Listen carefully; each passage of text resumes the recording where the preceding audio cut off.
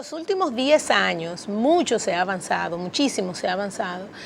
en la información que tienen los ciudadanos acerca de cómo se gestionan sus países. Hoy en día rápidamente podemos saber cómo están las finanzas del gobierno, cómo lo gasta el gobierno, la inflación. Y eso ha pasado en todos los países del mundo para los temas de transparencia, de datos abiertos. Hoy se tiene mucha información acerca de los gobiernos, de cómo se manejan, de sus superávits, de sus déficits, de sus deudas.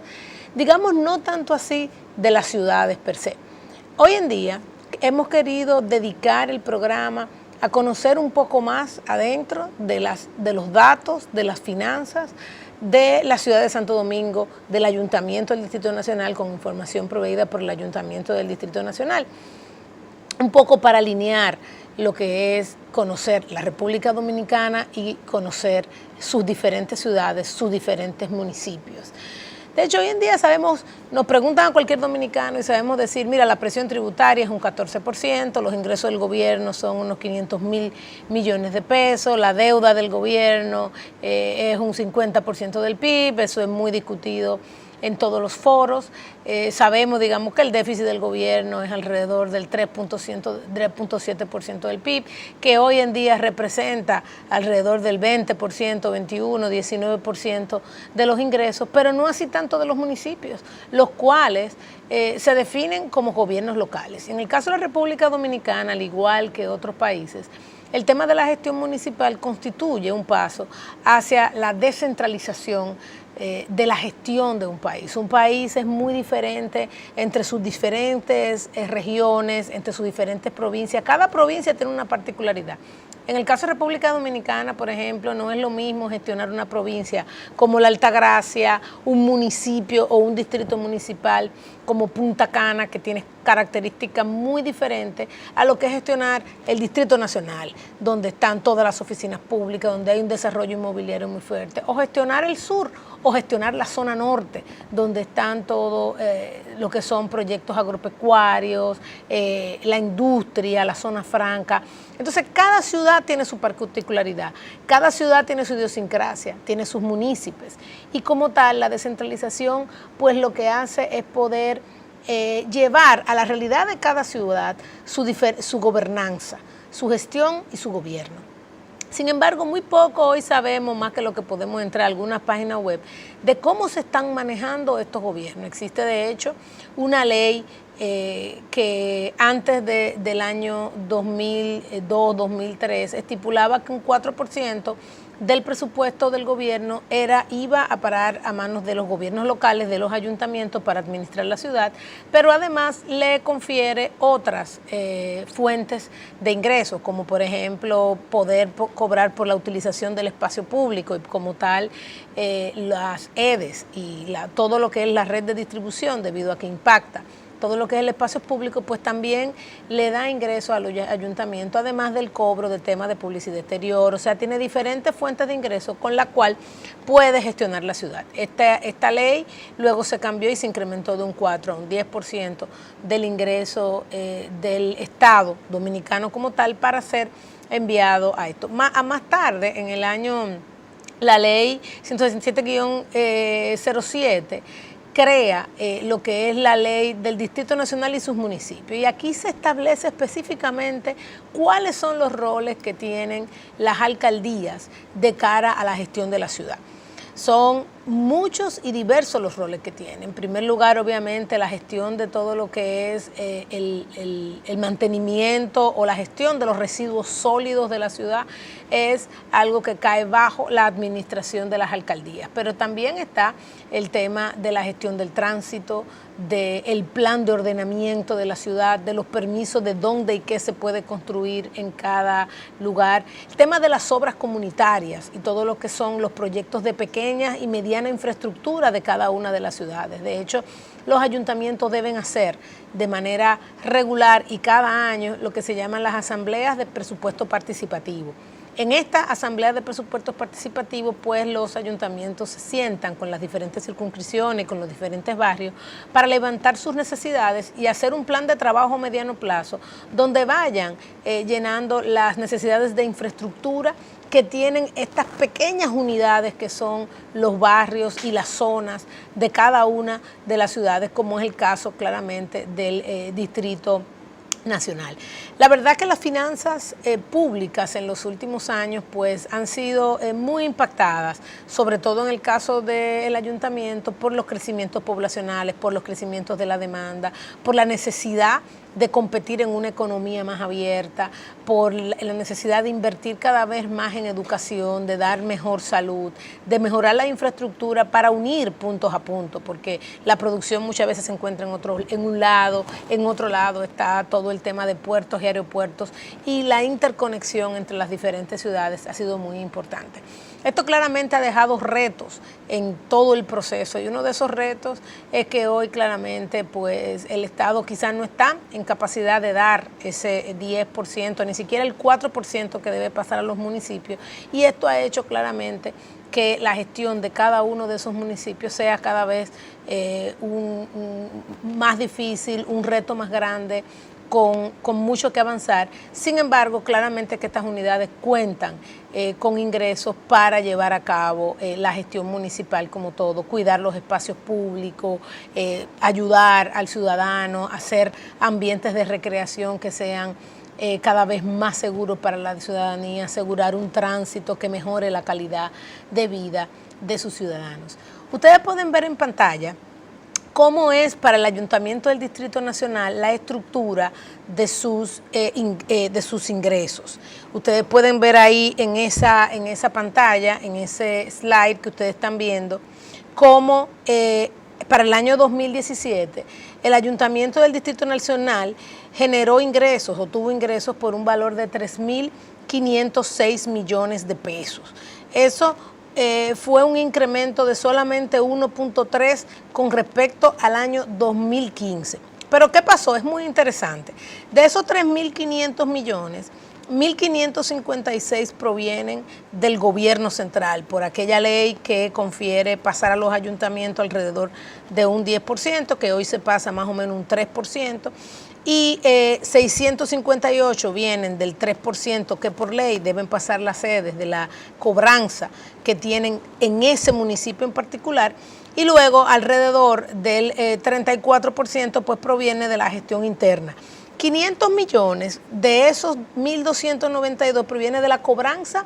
por la recogida de basura, que son unos 500 millones, alrededor de unos 43 millones mensuales. Luego el cobro en mercados y cementerios por la utilización y mantenimiento de esa infraestructura son 57 millones. Y luego está el caso de registro civil. Si ustedes ven bien ahí, entre el año 2017, 2016 y 2015 se dieron cambios interesantes. En primer lugar, los ingresos provenientes del gobierno, que han sido sumamente estables, o sea, prácticamente similar en esos años, al igual que lo que proviene de las sedes. Cuando vamos a la gestión interna, se ve un incremento del año 2015 al año 2017 de 7%, sin embargo, es un cambio muy desigual entre las diferentes figuras. Si se nota en el caso de aseo de la cobranza, se ha incrementado alrededor de un 11%, y eso principalmente por un incremento en la gestión, en campañas que han sido sobre todo para incrementar la participación de la población en el pago de esto, que va un poquito más adelante, vamos a ver que es uno de los grandes retos. Y en el caso de registro civil hubo una caída de 47%, o sea, más de 100 millones de pesos perdió no solamente la alcaldía del distrito, sino todas las demás, debido a que hubo una sentencia del Tribunal Constitucional que cambió la forma en que esta unidad pues cobraba sus impuestos, y lo que hizo impactó a las ciudades en más de 100 millones de pesos. Sin embargo, hubo un incremento importante en los que se confieren como tributos, que todo el tema de gestión de la publicidad externa, que ha sido sobre todo por un fuerte incremento en la gestión y en la cobranza de estas unidades. Esto quiere decir que el ayuntamiento ha estado haciendo los esfuerzos por incrementar sus ingresos. Sin embargo, obviamente los temas como esta sentencia del Tribunal Constitucional, y si ven hay una reducción tanto en el lado inmobiliario como de planificación urbana, sobre todo porque la alcaldía ha estado inmersa en lo que es el plan de ordenamiento territorial con lo cual va a poder decir, mira, en esta área queremos esto, queremos tal otra cosa, y por ende la obtención de licencias para iniciar ciertos proyectos quizás ha sido detenida por un momento hasta que obviamente este plan de ordenamiento territorial, del cual nos va a hablar a mí un poquito más adelante. Cuando observamos los gastos, ahí en pantalla pueden ver los gastos del ayuntamiento del distrito, se podrá ver que en la gestión de aseo, la gestión de toda la limpieza, recogida de basura, se lleva más de la tercera parte del gasto del ayuntamiento del Distrito Nacional, más de la tercera parte. Luego a eso se suma que claramente todo el tema de obras se lleva alrededor, solamente puede contar con el 10%, porque luego otros gastos de personal se llevan un 22% del gasto del ayuntamiento, y ese personal, mucho de ese personal está en todo lo que es la gestión de espacios públicos, la limpieza de los espacios públicos, gestión ambiental, también personal en mercados y cementerios, personal en la gestión central del ayuntamiento del distrito, y claramente pues eso tiene un impacto importante en la capacidad que tiene el Distrito Nacional de llevar a cabo otras actividades. Luego claramente está el tema de las prestaciones laborales, las pensiones del ayuntamiento y el apoyo a grupos vulnerables. Ese tema del apoyo a grupos vulnerables es muy interesante y vamos a hablar en un momentito de eso. También está el tema de las contrataciones de servicios técnicos. Hoy el ayuntamiento tiene que proveerse de pymes y de contratistas específicos para hacer ciertas actividades, y a esto el ayuntamiento le dedica al año alrededor del 6% de su presupuesto, un 4.2% en materiales y un 0.3% en temas de promoción al arte y a la cultura. Los ingresos que vimos versus estos gastos dejan como resultado un déficit del ayuntamiento de un 7% de sus ingresos. Es un porcentaje que se compara sumamente favorable cuando nosotros lo vemos, digamos, con lo que es el gobierno completo, donde este déficit debe andar alrededor del 20%. Esto quiere decir que las finanzas a corto o mediano plazo se ven bastante estable, sin embargo con muchos retos, porque todavía solamente el 10% se puede dedicar a obra de infraestructura cuando la ley establece que debería ser un 40%. En la pantalla van a ver también todo lo que es el tema de servicios técnicos, que son sobre todo servicios de apoyo a pymes. Muchas veces el entendimiento de las finanzas del Estado puede ser un poquito complejo, un poquito complicado. Como van a ver ahí en pantalla, si se dan cuenta, de esos 215 millones que se dedican a servicios técnicos, que mucha gente se pregunta, bueno, ¿pero y qué es eso? Ahí están, por ejemplo, temas de terciarización de los contratos de facturación, que es un contrato cancelado por el ayuntamiento, donde tenía totalmente terciarizado todo el tema de la facturación. Al cancelarse ese contrato, no solamente se incrementó la cobranza, sino que hubo un ahorro significativo. Hay unos servicios de apoyo en el fortalecimiento que son contratados a través del Programa de las Naciones Unidas, donde apoyan todos los procesos de fiscalización que han podido llevar a la reducción de los gastos en aseo y al fortalecimiento de otros servicios fuera del ayuntamiento, de la gestión de los espacios públicos. Está también servicios de apoyo a la gestión social y educación ciudadana. Hay campañas constantes, salidas constantes con el ciudadano, contacto constante con el ciudadano, sobre todo con los ciudadanos de más bajo ingreso dentro del ayuntamiento. Los temas de asesoría en planificación, y ahí ustedes ven que eso es un proyecto financiado por el BID con 10 millones de pesos. Servicio además de apoyo en la gestión de GPS, sobre todo para monitorear todo el tema de gestión de basura y de la recogida de basura, y que el ciudadano puede estar claro de que ese servicio se está dando, servicios informáticos, servicios de eventos, servicios de fumigación. Todo esto denota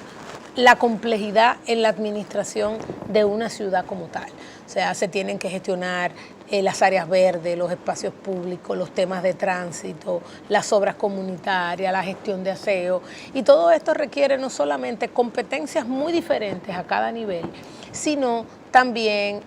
la gestión de una demanda de necesidades en una ciudad de 1.4 millones de habitantes de noche, pero de día es casi 2 millones de habitantes. O sea, no solamente se tiene el reto de la gestión de los que viven dentro del Distrito Nacional, sino que cada día transitan en el Distrito Nacional más de 500.000 de personas que vienen a hacer vida laboral dentro de lo que es el Distrito Nacional. A todo esto, junto a la complejidad de esta administración, se une obviamente que los niveles de transparencia y de cumplimiento con todo lo que exige el tren de transparencia y de gobierno y de la estructura de gobierno que tienen las ciudades, pues implica cada vez más responder a aquellos ciudadanos con respecto a las preguntas que tienen y con respecto a la transparencia y coordinación con el gobierno central. Y esto es una labor que también es una labor relativamente compleja. Por ejemplo, si ustedes miran en pantalla, van a poder observar